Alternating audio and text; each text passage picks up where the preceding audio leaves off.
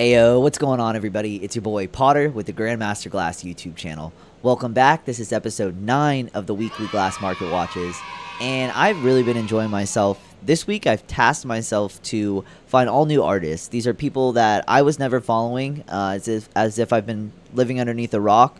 But these are all substantial artists with, somewhere around 20,000 followers or so.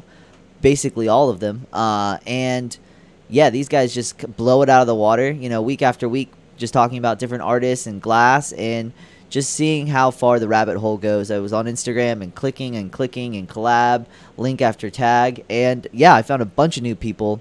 And it just so happened I was like, I'm going to find all new artists and I'm going to just spend the week just tagging and saving and following. And yeah, I got a nice little collection to talk about. But before we get going, if you like what I'm doing, make sure you give this video a thumbs up. Smash that subscribe button. We just hit the 300 milestone. We're going for that 1,000. And yeah, I'm enjoying it. So let's just get right into it, guys. So up first, we've got an artist. And like I said, I'm going to try to talk like as if I know. And I spent a little time on each artist and looked at their page and followed them. But these are all new artists to me, so I'm pretty sure this is what they're about. But who knows? I mean, art is art, so they can always switch it up. But from what I can tell, he is a skilled fume artist. He's got this bazooka straight tube feel, huge. I mean, just the proportion and him holding it in his hand. The lip wraps hitting with the purple hook on it, it just definitely hits hard. Just the overall fuming feel, just the layering in from like the heavy gold to the light gold, or sorry, heavy silver to the light silver, and the blues to the yellows. It's awesome, it's very, very cool. I would imagine he's using a lathe to make that. That would be sick if he did that all by hand. That would be pretty crazy if he did. But yeah, super, super awesome piece. Looks like he might have some water in there, and it's like almost like, I don't know, not quite a honeycomb. I don't know what to call that perk down at the bottom. A lot of holes, though. I don't know, like a cheese grater. Super cool design. Not very common. I don't know what to call it. So, yeah, overall aesthetics of this piece are super, super cool. Nice straight tube to have in the collection. And like I said, the fuming, it hits super hard. And so when you do smoke flour out of it, it'll start to resonate on the walls, and so it will begin to change color even more. So before and after using that would be a pretty cool picture as well. So fluid glass, and I'm going to have all the artists up on the screen. And yeah, I usually put the artist name after I record the video. So fluid glass, awesome. Up next, we have got... So this one is like one of the only cheat ones. This is Spiller Woods, and I featured her before, but it's a collab with John Williams, John W. Glass. And man, just the overall detail in such a small package, wrapped up in her cute little kitties, it just hits absolutely hard. When you have an artist that has a signature and has a recognizable shape, to have it collabed with other artists is always fun to see how it gets applied. And his, I don't even know if they're like reticellos, what technique he uses, because he's new to me and I'm not super familiar with that style of technique. But just the overall pattern work and the way it's perceived and the way it's bending around the kitty. My favorite section is along the neck, where that's at, is super, super cool. So yeah, John W. Glass. Very, very cool collab. And this artist, so to me, he is new. I just started following him. But I want to say a long time ago, when I was first getting into glass, before I even blew glass, there's this artist, Captain Hook. And if it's the same guy, and I would assume it is, he's been around for a long time. So that's pretty OG. And as you could probably tell from his name, Captain Hook Glass, he makes like sick hook bowls. He's looks like he's started making rigs and other, or like flower tubes, but he definitely clearly has a signature of the hooks with his bowl pieces. And when I was looking at it, I started to recognize, and it started to just bring back memories. I was like, you know what? Back in the day, when I was first following like Salt, and Wicked Glass and all these artists on Instagram, Captain Hook Glass definitely came across the feed. So it's cool to come back and see artists, you know, because I've had a few Instagrams over the years. So it's cool to see these artists come back into my feed. So Captain Hook Glass, and this was like a what was it called? St. Patrick's Day post. So just kind of all these green bowls. So I thought that was kind of cool, just to have all of his different style pieces next to each other, and it was a good picture to pull. So up next we've got Stressless Glass, and definitely hitting those old school vibes. You can feel just that stressless vibe that he puts out, and just the heavy fume work, just the chaotic, just lines, just all of the busy work that goes into a piece like this. It definitely is something really cool to look at up close, and just to see all the details and all the hidden like eggs and just the surprises that you would see in a hammer like that. Push bowl hammer style. I don't think it's water. I think it's dry. And yeah, when that gets smoked out of, it begins to get resonated on the walls, and that will change like some crazy cool colors. So yeah, that's a new artist for me. Hopefully for you as well, Stressless Glass.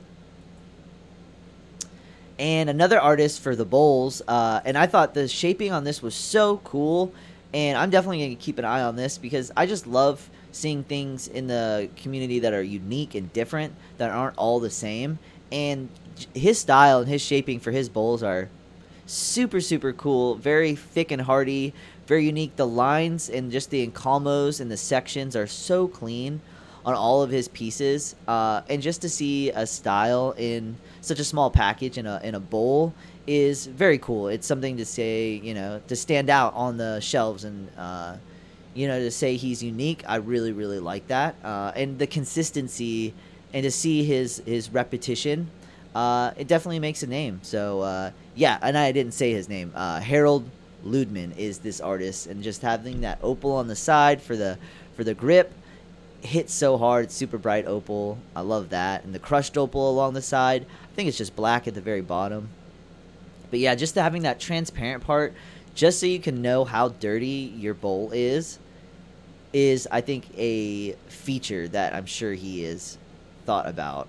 And having the top part opaque is actually good, because you don't get to see how gross it is and how hollow it is. I think it gives it a lot of time to get clogged, you know, or get resonated. So it's a very, I would assume it's a very clean smoking bowl piece as well. So that's something to keep an eye out on. But yeah, just going down the list, Harold Ludman killing it with the bowl pieces. And up next, so this one is Lazy Glass in a collab with Glass by Ging. Both artists new to me. Lazy did the tiny little Charizard, and then Glass by Ging did the carvings. I don't know who made the cap, but overall the aesthetics with the carved flame below Charizard, and just that how small that little guy is, it's the detail is very, very sick. And just having new artists and just new pieces of art that you've never seen before, I really like this approach. He makes Lazy Glass makes like little inserts, little character inserts, and so he's made one and then just applied it to the bubble cap, and I just love seeing the collab and just the fire, and it gave Ging a good reason to carve. So yeah, sick little collab. The color, that pink little color, hits hard. Not too sure what color it is, but I definitely kind of like the fade. It's more you know, vibrant, where it's thicker at the top and then it gets a little bit more faded at the bottom. So yeah, very unique color. And just seeing the carvings, and I think it says Pokemon on the other side. I should have clipped another picture. But yeah, Glass by Ging and Lazy Glass, super cool little bubble cap right there. Up next, so we've got another chain artist. All these chain artists keep popping up, and I love it. Like having diversity in the specifically chain glass community is super, super cool. Because I thought, you know, at first there was just maybe like one or two. There's lots, and I like to see a lot of different artists. And this artist right here is Chansky. I thought at first it was Chansky because they're chains, but it's CHAN ski. So I think it's Chansky. And just the striping on that is so cool. The symmetry, and it almost feels like a dessert, like a cotton, or not, like a like almost like a dessert, like kind of like a Hostess or an Oreo just mixed up into a chain, or a zebra. It's just like, that's just crazy cool. Yeah, having all that prep, having it, you know, lightly wigged and wagged like that, kind of like wiggled in a way. I wouldn't say wigwag. So yeah, having the glass wiggled and then shaped into a chain, super challenging. A lot of time inducive, time sensitive. So yeah, super cool to see that from Chansky Glass. And we've got Kalika Glass. So a lot of different bowl artists actually, which is pretty cool to see in a segment. But yeah, this artist, they stay with like the character theme with the bowls and different creatures and animals, and yeah, just the symmetry and just the attitude on those birds is really funny. I really like that, and how it's applied into a bowl is, I'd say, I just think it's really creative and different. And how you can pick the bowl up and put your finger just below the tail, I think is a good design feature. And overall, just the attention to detail in such a small character package is so cute. I really like it, and the little black eyes. Very cool to see. Kalika Glass, and I feel like I've heard of them before, but once again, it's just a new artist to me, and hopefully it's new to you as well. And up next, okay, so saving this one for last. This is just a kind of like almost like a topic discussion.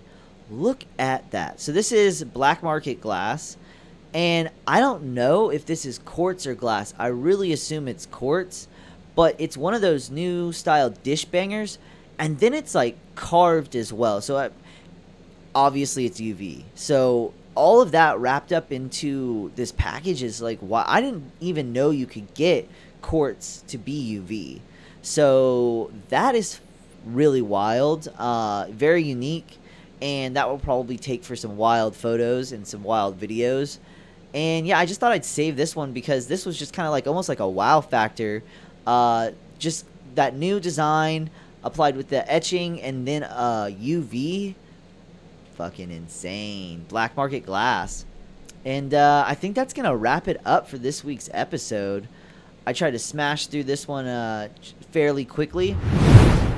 And yeah, like I said, these were all new artists, people that are going to start to inspire me on a daily basis as I scroll through Instagram, and just people that I wasn't familiar with. So now I know, hopefully you do as well. And definitely look forward to next week's episode. Comment question for the video, comment for algorithm. What artist do you want me to feature? Who's somebody that you follow that you love as an artist? And I'll definitely look them up and feature them in next week's episode.